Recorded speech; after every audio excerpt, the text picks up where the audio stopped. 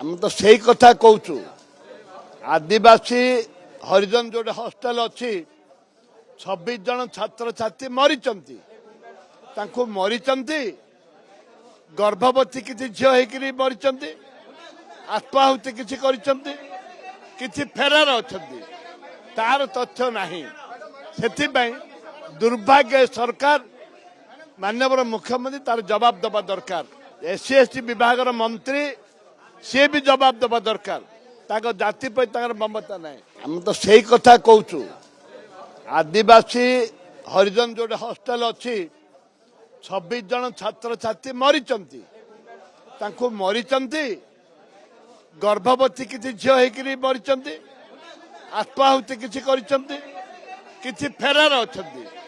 तार तथ्य नहीं से दुर्भाग्य सरकार माननीय मुख्यमंत्री तार जवाब दबा दरकार एससी एसटी विभाग मंत्री